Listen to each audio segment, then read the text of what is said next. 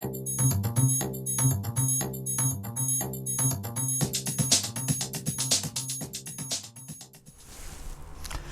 do we unblock ourselves?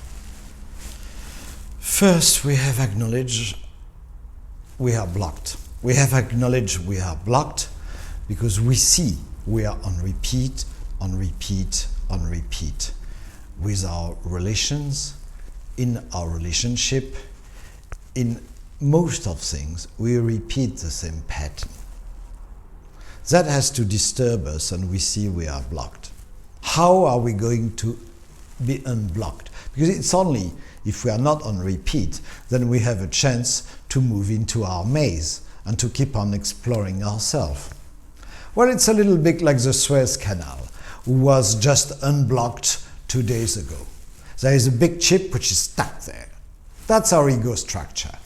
We have to dig, we have to pull, to unblock the dynamic of us and let us move to the next level of our maze. Because it's only if we move to the next level of our maze that we may open the last door.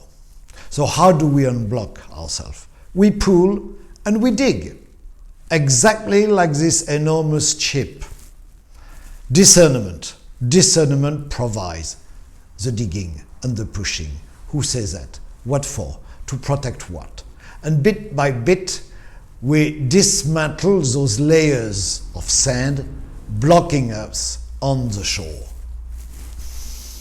It's only if we move into our maze then we have a chance to understand ourselves better.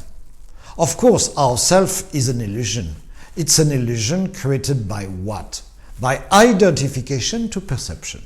Our memory has stored identification to perception. We are identified to perception. How do we truly can see that we are pure perception and not the perceiver? But for that, the perceiver has to be brought to a point it sees it is absolutely not. Because the perceiver is linked to what? This sense of I, this sense of I am, is linked to memory. And memory is linked to what? How we have managed our basic trauma. The trauma of being born, the trauma of the pressure which we had to deal with from our parents, from our brothers, from our sisters, from our education.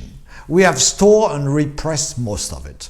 And to deal with that, we have developed patterns of habits. And those patterns of habits have no life at all. I mean, we can see that in others, how they are on repeat. So when we catch ourselves being on repeat, it's a crisis. If we can manage that crisis and really understand that the perceiver, of course, cannot perceive. Why the perceiver cannot perceive? Because he perceives through the filters of our identification. And those filters of identification is us. It's the illusion of us. It's our ego structure. So by clearing the filter, bit by bit, we change the dream of our life. It can be a better life. It can be a life without the main trauma we had to deal with. But it's still an illusion. So how do we come to the point the perceiver shift to his pure absence? And when it is pure absence, it's pure perception. Call that awakening, call that the kingdom of heaven, call that any concept. It's not a concept. It's just this energy which has been free, this energy which can move again. But this energy will only move if we push the discernment and the discrimination at the right place. Discernment is a psychological work. Discrimination is a metaphysical inquiry. When you question the nature of the perceiver, you can really see the perceiver cannot perceive, because he only perceives through the past filters, through the filters of memory, through the filters of identification. So the key question is, what is identification? What is perception? And is there a perceiver? Is there an ultimate perceiver?